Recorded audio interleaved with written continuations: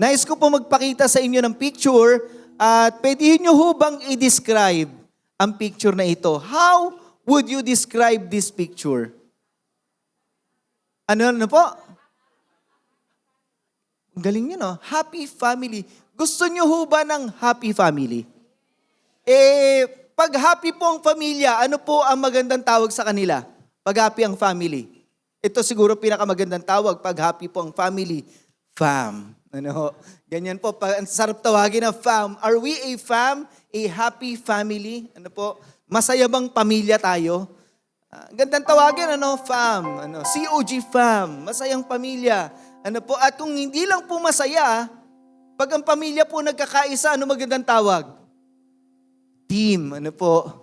Team Villarta, Team Mendoza, Team Cruz, ganon. So, tinatawag na team pag nagkakaisa. Di ho ba ang ganda ng pamilya kapag masaya at nagkakaisa? Tama ho ba? Maganda ho na sa isang pamilya, ang mga tao doon ay masaya at nagkakaisa. Ano ho? At kaya kumustahin ko po kayo. Kumusta po ang pamilya ninyo? Ito ho ba ay masaya o magulo? Oh, masaya, pambihira. May sumagot Sabi, masaya at magulo. Hindi pala maging masaya yung magulo. Sa katotohanan po, minsan ang pagiging fam ay nagiging drawing na lang po sa atin. Nagiging drawing na lang po yung fam kasi po hindi po siya minsan nangyayari. Parang katulad po ng picture na yan, si daddy hindi naman pala talaga super, si mami at daddy hindi naman pala talaga nagmamahalan. Yung mga bata pasaway pala at yung aso nila galit. Diba? Alam niyo po bakit isinama yung aso dyan? Sino dito may pet? Alam niyo po, ako malungkot ako ngayon kasi yung aso ko may sakit. 10 years old. Kagabi kausap ko, kumakain kami sa labas ng mga worker dito. Sabi ko, malungkot ako ngayon Si aso ko may sakit. 10 years na siya, matanda na. Dinala ko sa vet kahapon, i-laboratory, lahat. Mukhang pag nag-survive to, kinahabagan na lang ako ni Lord kasi masakit sa kalooban. Sakit, pira. Uy, iiyak siya. Dahil sa aso. Iiyak talaga ako. Dahil parte ng pamilya parte ng pamilya. Minsan drawing lang drawing, hindi nangyayari. Sana po tayo po ay merong solid family. Amen ho ba? May solid Sino dito gusto solid yung pamilya natin? Yan po ang ating pag-aaralan. Tumayo po tayong lahat. Basahin po natin salita ng Diyos, Colossians 3:18-22, sabi po dyan, Wives, submit to your husbands as is fitting in the Lord.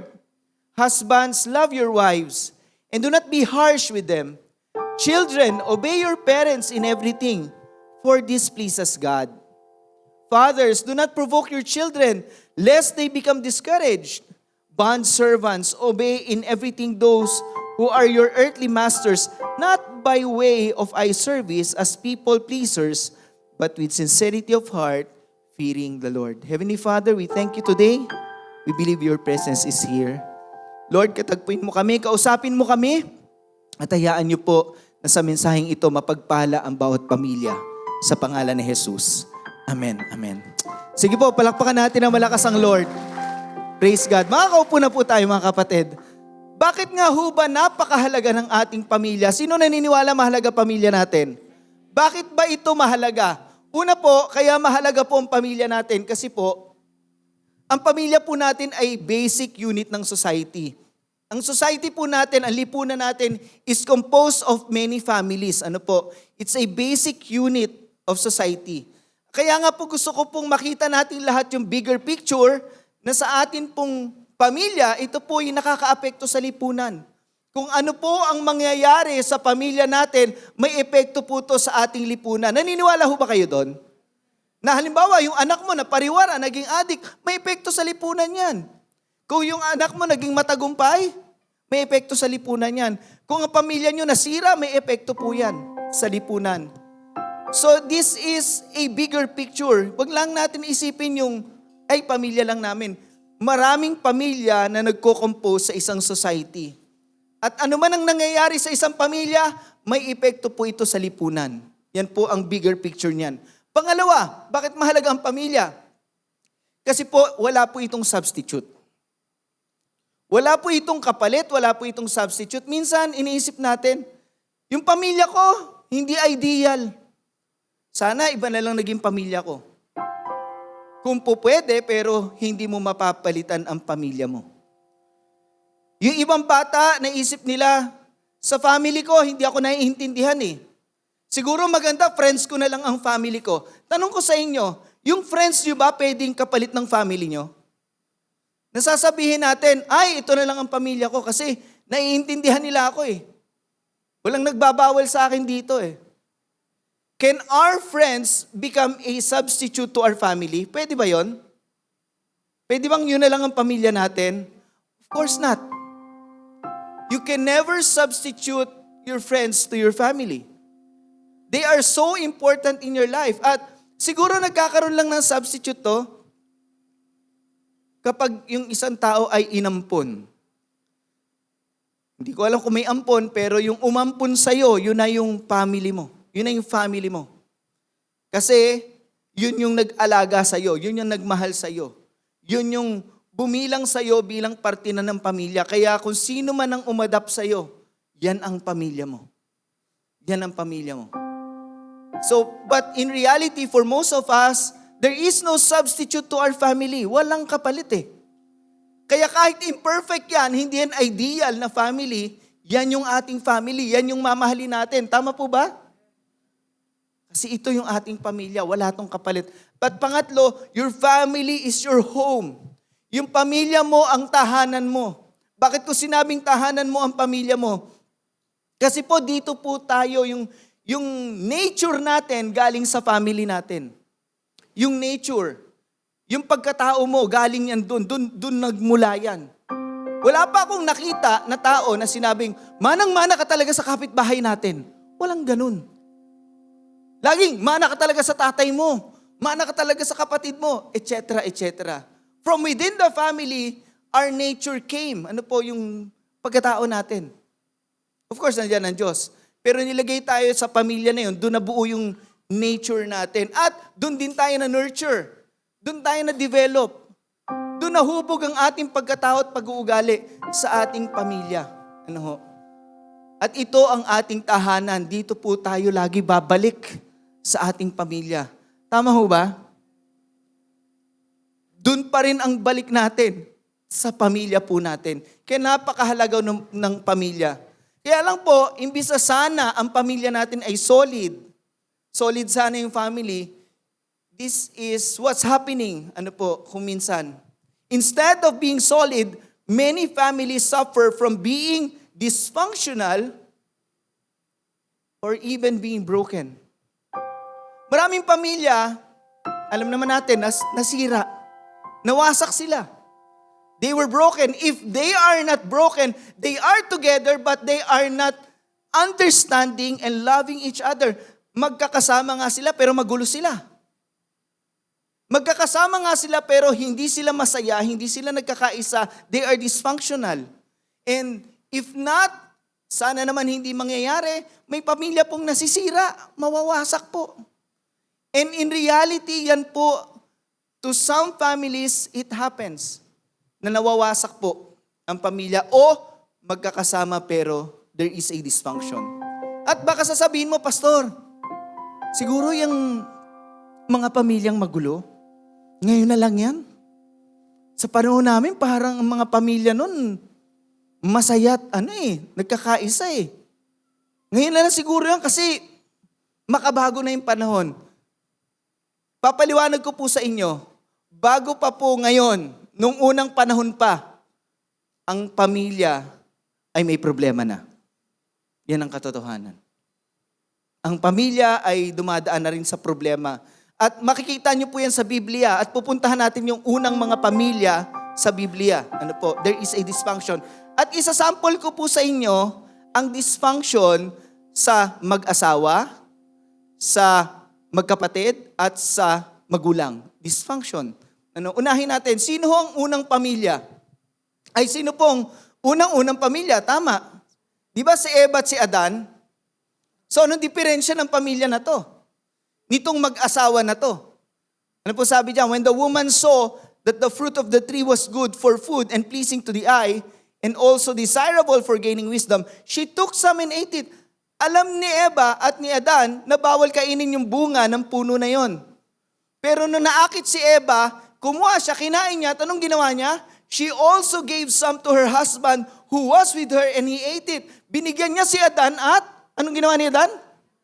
Kinain din niya yung pinagbabawal na bunga. Now, ano ang diferensya dito? Anong diferensya dyan? Anong diferensya?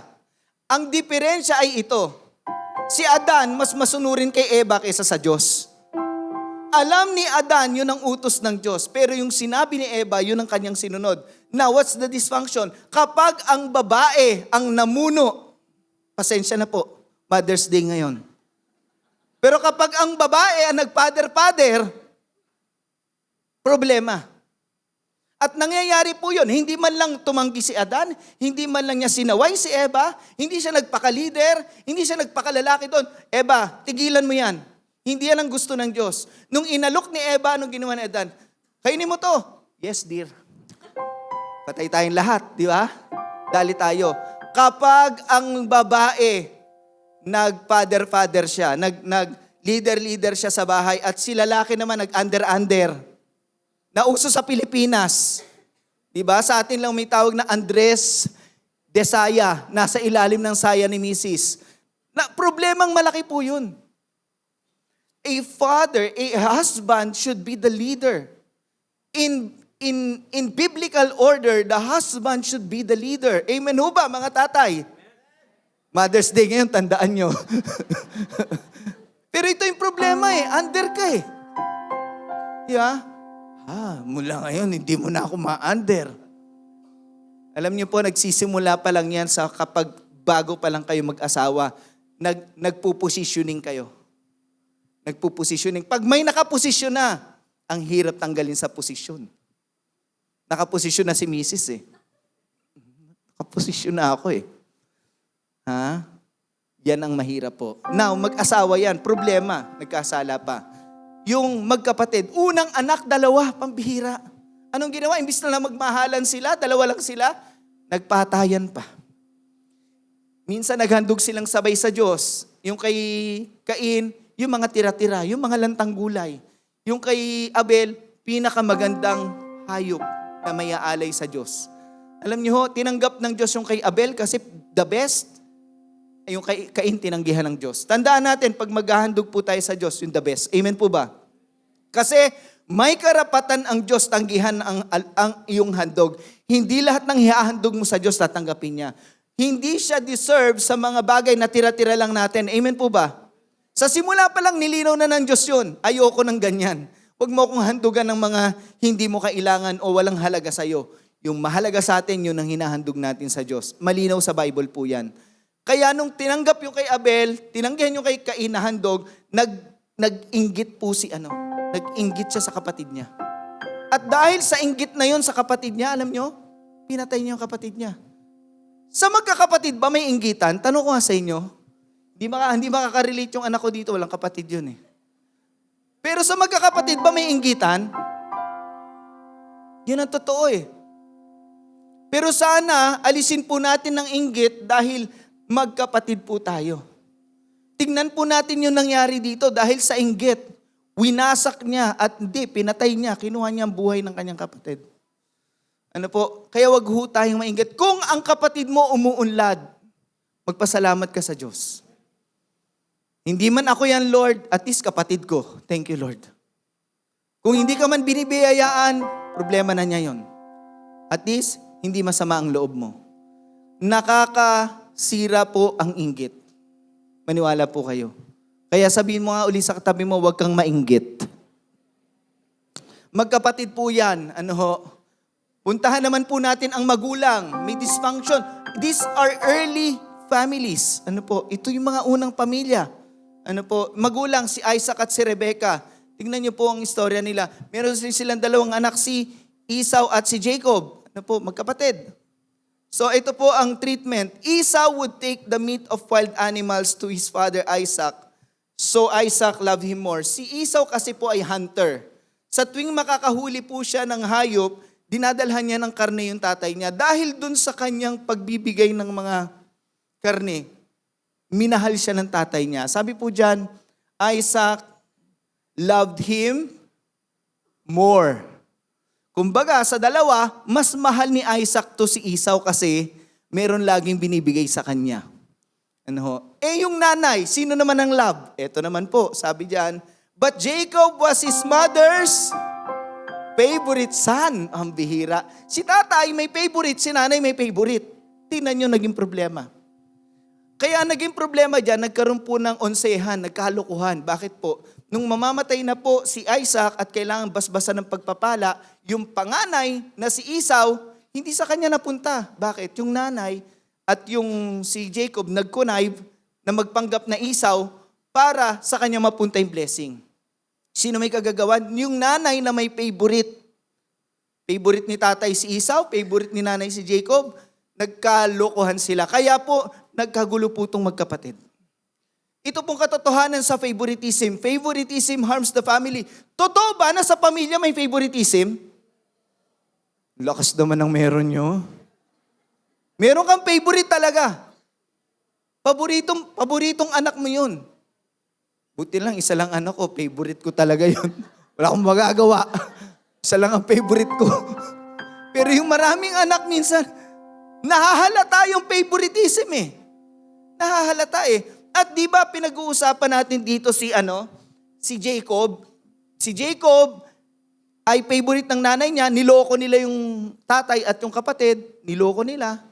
Ngayon nung nagkapamilya na si Jacob, natuto ba siya sa leksyon ng favoritism?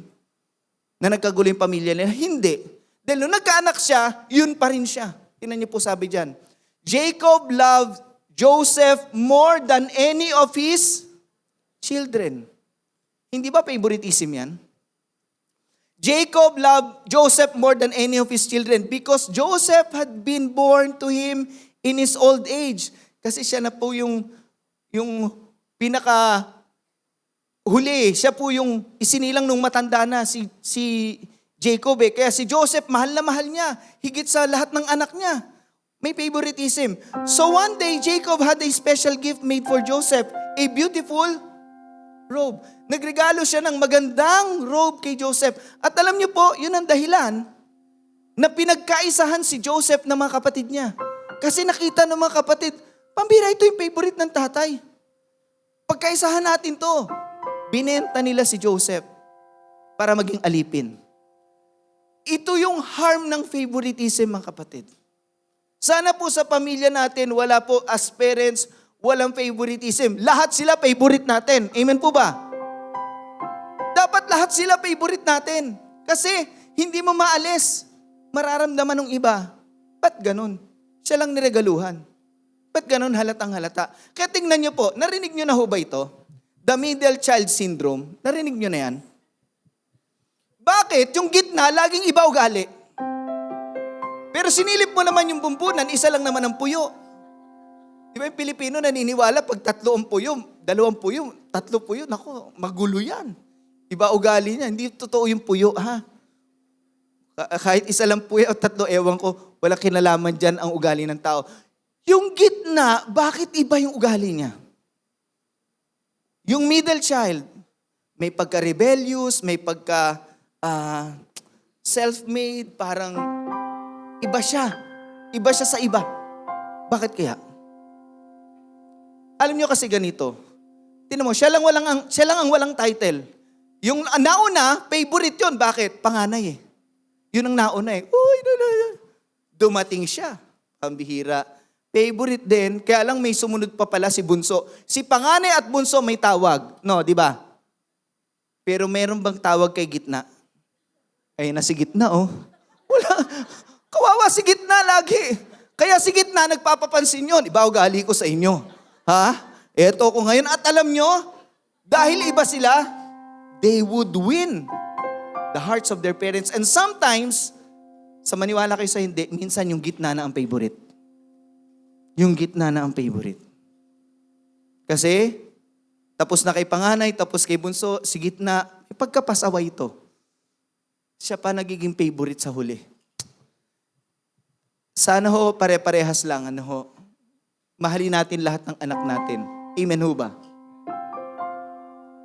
Una po, sana po mawala yung favoritism po sa atin. So paano ba tayo magkakaroon ng solid family? Gusto natin, hindi ganun ang mangyari sa atin. Paano ba magiging solid ang family natin? Una po, importante po na ang pagmamahal ang expression natin lagi. Love should be our expression. It should be. Basahin ko lang yung verse. Sabi po dyan, wives, submit to your husband as is fitting in the Lord. Husbands, love your wives and do not be harsh with them. Children, obey your parents in everything, for this pleases the Lord. Fathers, do not provoke your children lest they become discouraged. Bond servants, now titigil muna ako dyan. Yung bond servants po, yan yung mga kasambahay ngayon. Kung kayo po ay kasambahay, ibinilang kayo ng Diyos sa maging parte ng pamilya, ng pinapasukan yung tahanan. Ganon si Lord nagpapahalaga sa inyo. Huwag niyo pong maliitin ang sarili niyo, ay kasambahay lang ako. Hindi, binilang ka ni Lord. Parte ka ng pamilya na yun dahil pinagsisilbihan mo sila. Amen ho ba? Binilang ka ng Diyos. At kung ikaw naman ay, ikaw yung amo, magpasalamat ka sa Diyos. Kasi hindi lahat ng tahanan o pamilya may kasambahay. Ibig sabihin, pag may kasambahay ka, bless ka. Amen po ba? Kaya tatratuhin mo yung kasambahay ng maganda. Tandaan po natin yan. Obey everything in those who are your earthly master, not by way of eye service as people pleasers, but with sincerity of heart, fearing the Lord. Importante po ito. At pag-uusapan muna natin yung love. Dito muna ako dadaan po sa love. Ang love po kasi ay ganito. Pag hindi siya in-express, baliwala siya. Baliwala. Nakakaramdam ka ng love? Di ba minsan, mahal mo naman yung pamilya mo, pero hindi mo in-express? Baliwala. Sayang lang.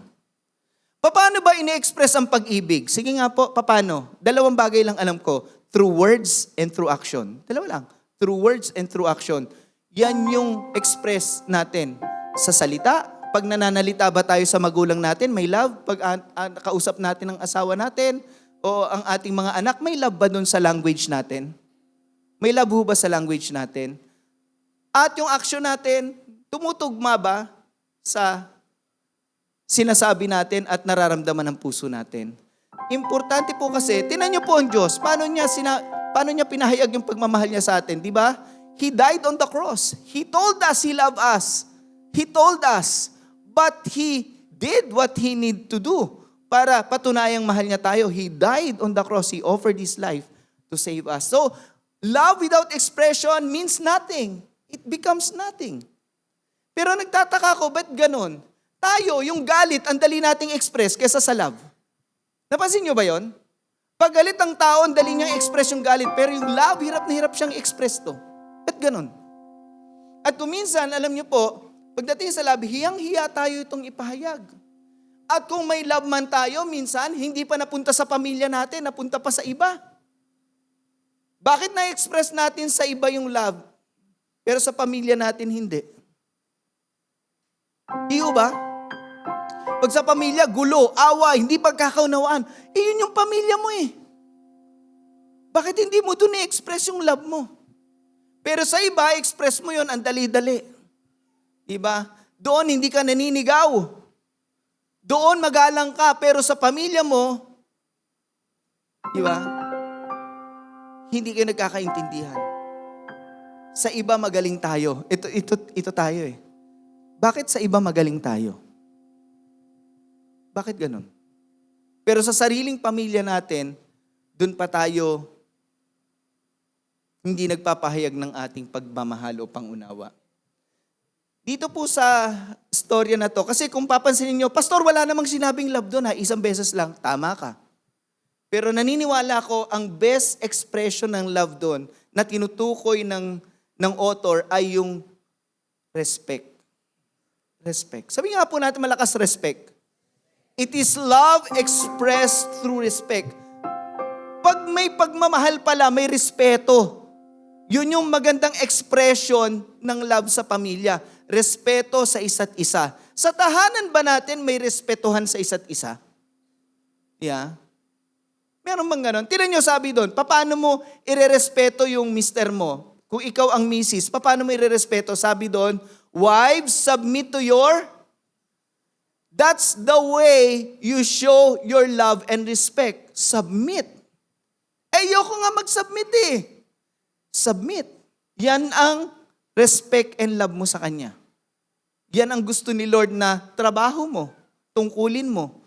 Yan ang gusto ni Lord sa'yo bilang asawa para hindi magulo, para maging masaya. Of course, baka ikaw hindi masisiyahan, pero maniwala ka na sisiyahan ng Diyos sa isang misis na mapagpasakop sa mister. Amen ho ba doon? Mga mister, gusto natin yun eh. Gusto natin na nagpapasakop sila sa atin. Pero, paano naman magre-respect ang mister sa misis? Sabi doon, husband, love your wife. Mahalin mo ang asawa mo. Ganyan mo siya i-respeto. At sabi doon, do not be harsh on them. Huwag kang maging harsh sa kanila. Minsan ba, ang mister, andito ang mga misis, ang mister ba harsh sa'yo? Harsh? Ay, katabi niya. Hindi pwedeng harsh si mister kay misis. Kasi nagpapasakop nga siya sa'yo eh. Kaya sinasabi to ng Bible para hindi mo abusuhin ang pagpapasakop niya sa'yo. Dahil may tendency abusuhin mo ang pagpapasakop niya, maging harsh ka na lang sa kanya. Wala na yung love. So dapat pala ang respeto sa loob ng pamilya na solid ay may respetuhan at hindi tayo harsh. No? At ano ang respeto at pagmamahal ng isang anak? Sabi doon, children, obey your parents. Sundin nyo ang inyong magulang. Ganun mo sila irerespeto. Di ba ang ganda? Sino nagsasabing ang ganda ng design ng Diyos?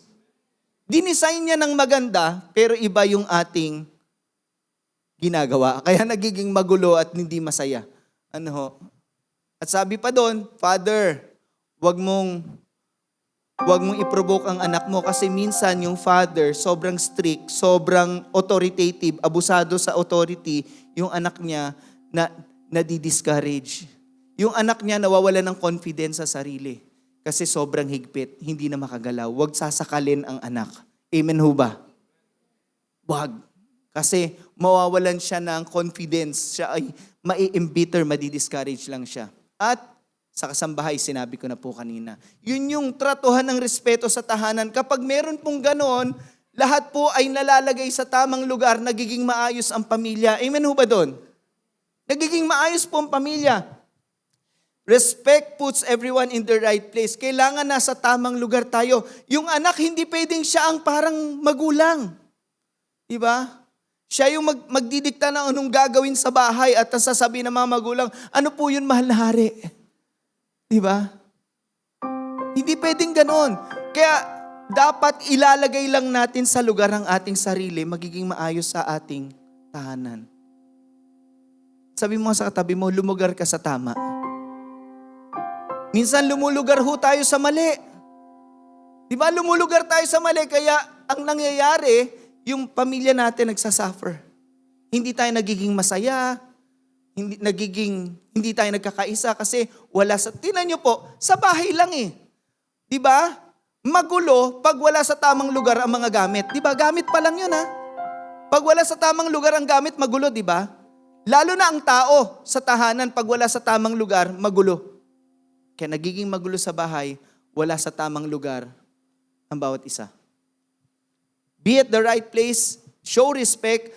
A solid family respects each other out of love. Ang solid na pamilya, nirerespeto nilang isa't isa dahil mahal nila ang isa't isa. Tama po ba? Dahil mahal nila ang isa't isa. Nirerespeto nila ang isa't isa. Pangalawa, alam niyo po ba na hindi lang sapat yung love at respect sa family para maging solid? Hindi sapat. Kailangan natin, hindi lang love, kailangan natin si Lord.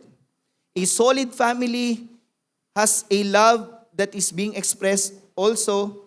The Lord is our consideration. Ang kinukonsidera natin madalas, lagi, ang Diyos. Hindi pwedeng love lang sa isa't isa. Kapag ang Diyos ang nawala sa pamilya, problema. importante ang Diyos sa pamilya. Tama ho ba? Kahit may nag-e-exist na love doon, na kayo ay nagmamahalan sa isa't isa, pag wala ang Lord doon, paano na? So dapat ang Panginoon, tingnan nyo po, nasan ang Diyos sa pamilya? Tingnan nyo po, basahin natin. Wives, submit to your husband. Binanggit ba si Lord? Ba't ako magpapasakop? Kasi yun ang fitting sa paningin ng Diyos. Yun ang gusto ng Diyos. Bilang misis, magpasakop ka. Husband, love your wives and do not be harsh with them. Children, obey your parents in everything. Nasaan si Lord? Mga kabataan, sabi po dyan, pag sinunod mo ang Diyos, napiplease ang Diyos sa'yo. For this pleases the Lord. Nandun na naman si Lord sa tahanan. Nandun siya. Father, do not provoke your children lest they become discouraged. Bond servants, obey in everything those who are your earthly masters, not by way of eye service as people pleasers, but with sincerity of heart, fearing the... So nandun lagi si Lord sa pamilya. Kaya pag nawala si Lord sa pamilya, problemang malaki. Nasaan ang Diyos? Ito pong katotohanan, if we fail to consider God, we fail. Kinukonsider ba natin ang Diyos? Lord, papatulan ko ba to? Sabi ni Lord, mag-submit ka. Sige na Lord, yan ang turo mo eh. Yan ang gusto mo eh. Kinukonsider ko yung gusto mo Lord. Hindi lang ako ang masusunod dito, Panginoon. If we will not consider God, we fail. If we fail to consider God, we fail. Bakit? Ano po sabi sa Bible? Tingnan niyo po ang Bible ganito. Ganito kahalaga ang Diyos, ang Panginoon sa pamilya. Unless the Lord builds the house, the builders labor in vain. Unless the Lord watches over the city, the guards stand watch in vain.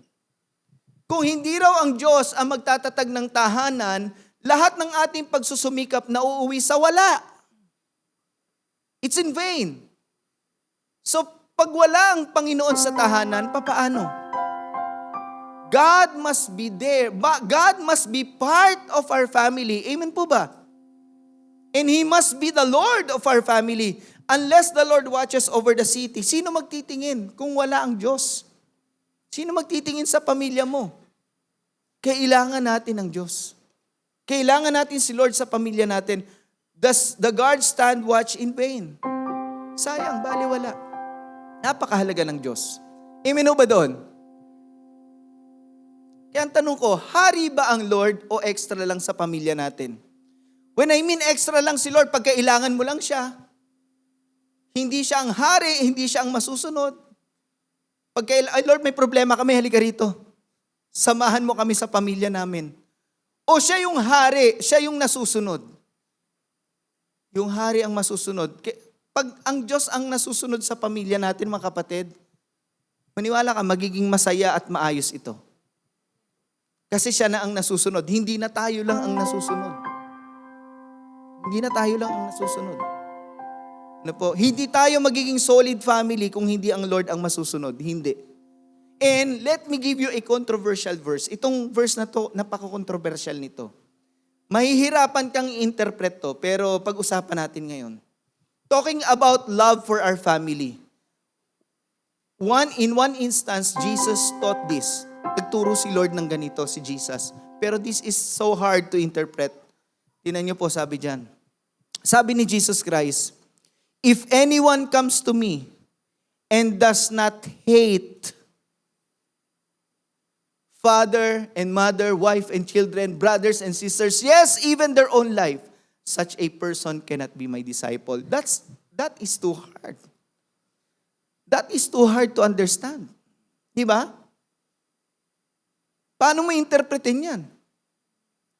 Nag-uusap tayo ngayon ng tungkol sa pamilya,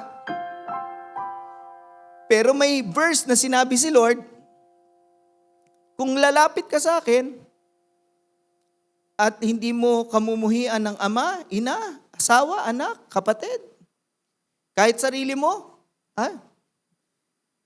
hindi ka pwedeng maging disciple ko. Pambihirang bigat nun. Now, sino dito gusto nating maliwanagan dyan? Tingnan niyo po, unang naiintindihan, ganito ko siya i-interpret, ganito ko siya i-interpretin. Mabigat kasi yan, parang nagko-contradict yung turo ni Lord eh. Ganito ko siya interpretin. Never At pakinggan niyo po ako, huwag niyo mamimiss to. Never nagturo ng hatred ang Diyos. Never. Kaya, hindi ko yan interpretin na literal.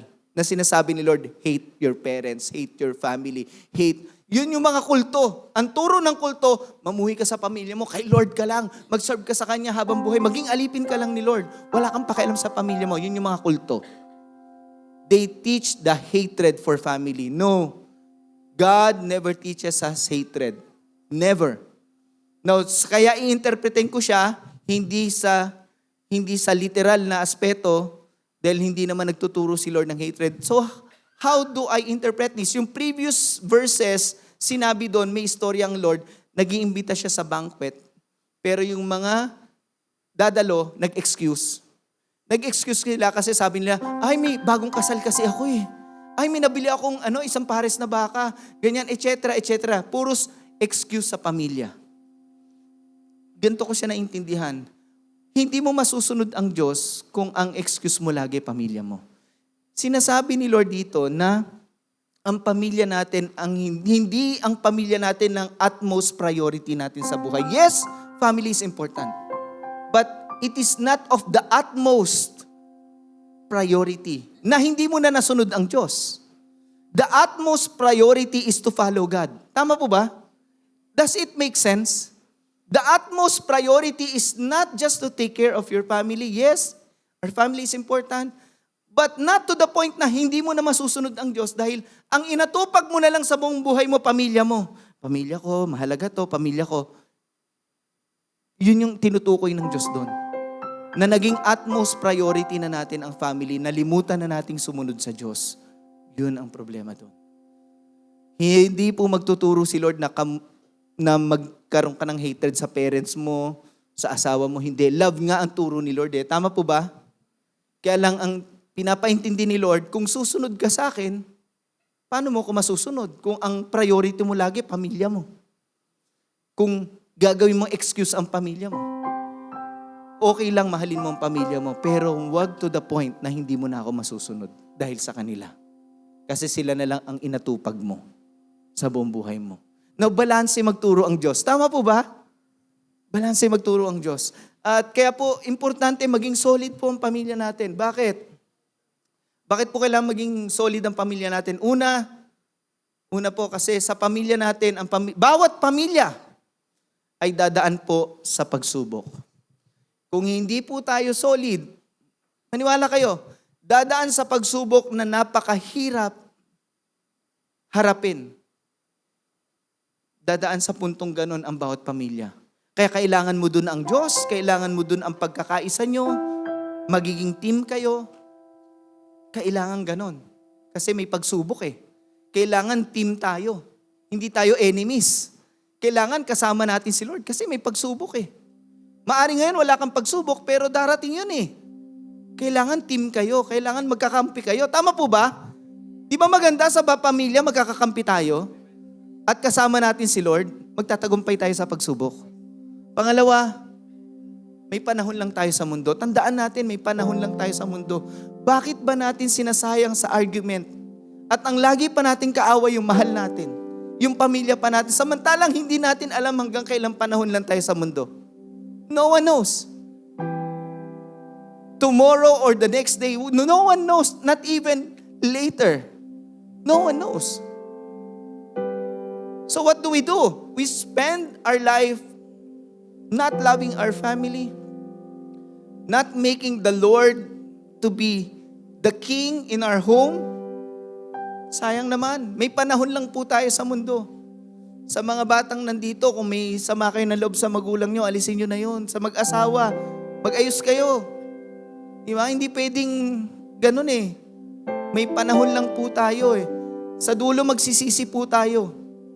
Hindi tayo nagmahal ng pamilya. Hindi natin pinaghari ang Diyos sa pamilya natin. May panahon lang tayo. At kapag solid family po tayo, may pagpapala ang Diyos. Sa totoo lang, yung solid na kayo at kasama nyo ang Lord, pagpapala na yun eh. Tama po ba? Blessed na kayo nun eh.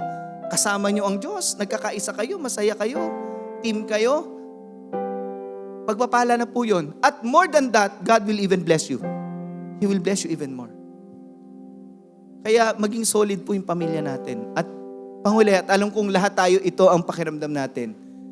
Dapat maging solid ang family natin kasi mahal natin ang ating pamilya. We all love our family. There's no substitute to them. They may be an imperfect, not an ideal family, but we love our family. Amen po ba? At alam niyo po, sasabihin ko sa inyo, kung mahal mo ang pamilya mo, mahal ni Lord din ang pamilya mo. Mahal din ng Diyos ang pamilya mo. He loves your family. And He is concerned about your family. So let us have a solid family. Tumayo po tayong lahat. Hindi po, palakpakan natin ang Lord. Hallelujah. Let us continue to worship our God today. Brother, can we just raise our hands? The Lord, you are our firm foundation. At we will build our house to you, Panginoon. Brother, can we open up our mouths? Open up our mouths and say worship.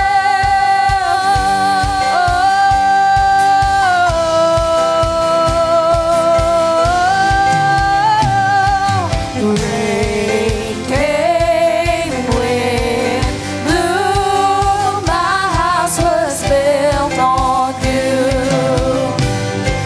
and I'm safe with you.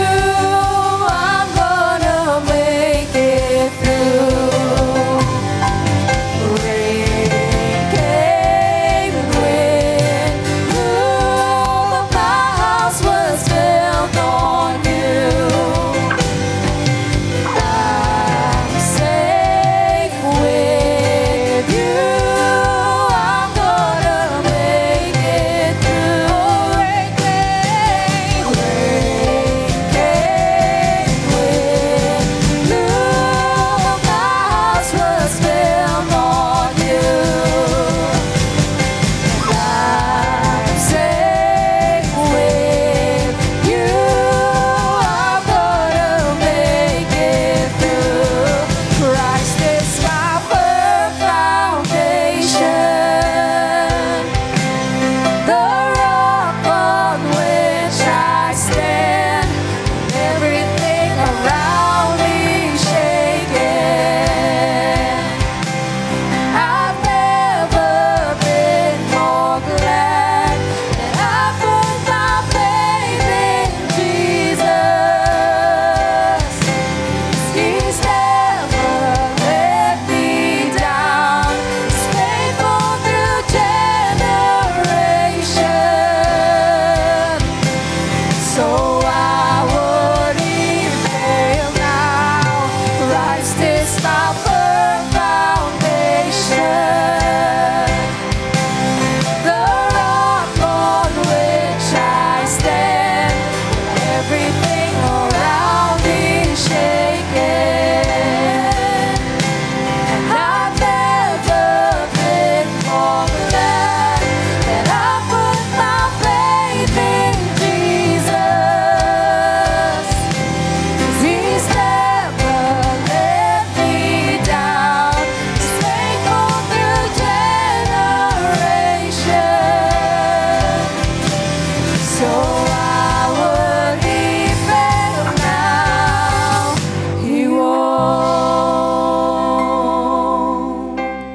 Hallelujah. Let's continue to worship God. Hallelujah. We worship you, Lord. Kunin po natin ang ating communion elements. Today is Communion Sunday. Let's worship the Lord.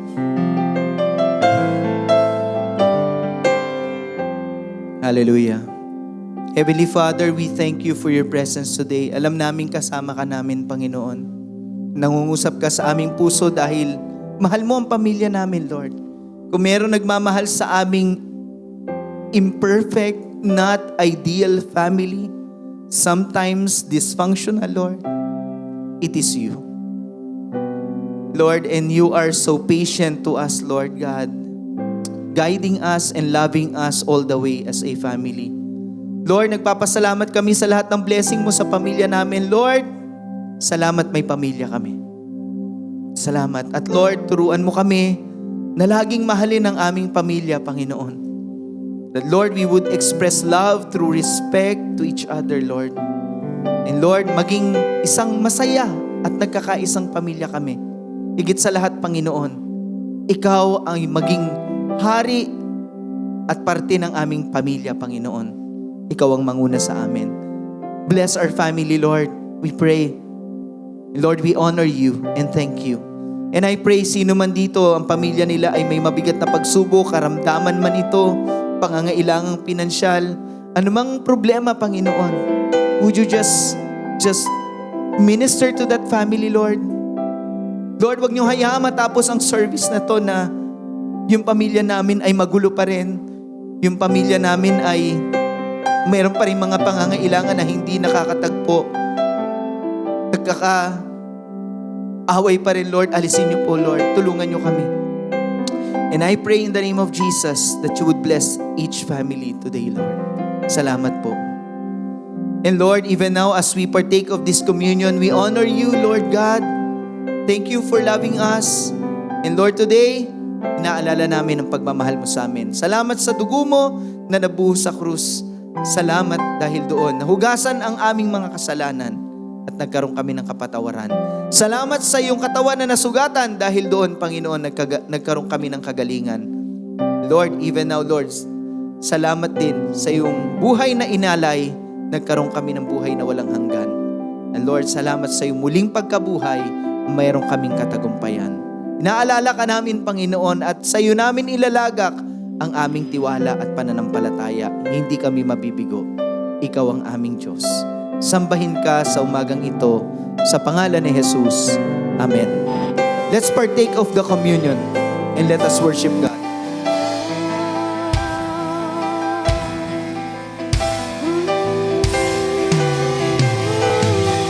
Hallelujah. Come on, let's raise our hands as we declare the victory that God has given us. Come on, worshipers, fill your voice. Oh,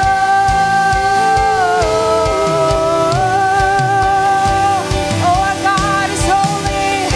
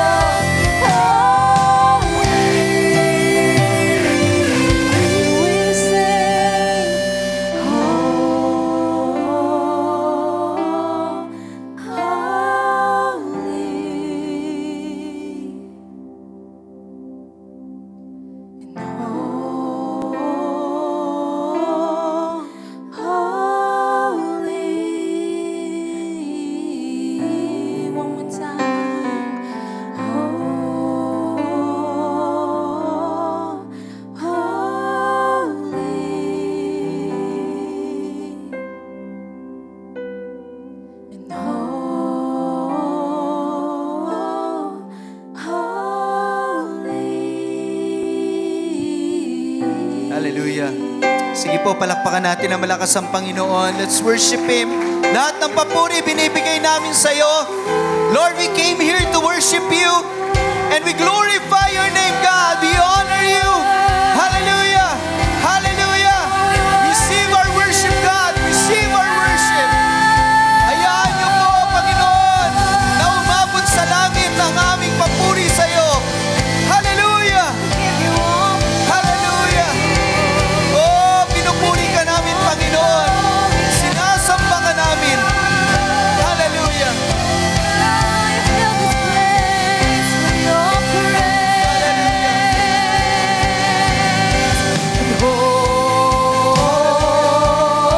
Hallelujah! Let's worship God. Let's worship the Lord. Hallelujah! Yes, God.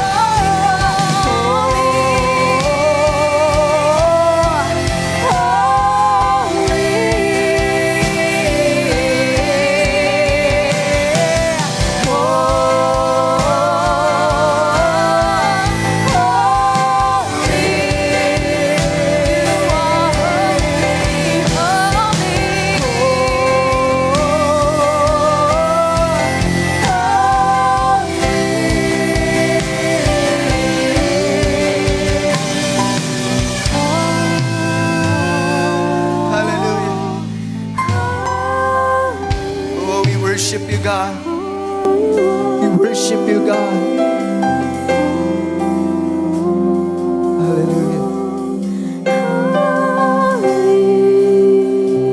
Hallelujah. Panginoon, kulang po ang aming awit para papurihan Ka, pasalamatan Ka. Nevertheless, Lord, we are here and we are giving You our worship, Lord, that You deserve. And now as we end this service, Lord, may You grant Your people the blessing and the favor as we face another week. Bless us now, Lord. And Lord, be glorified in our lives. We honor You and we praise You. In the name of the Father, and of the Son, and of the Holy Spirit. Amen. Happy Sunday. God bless you.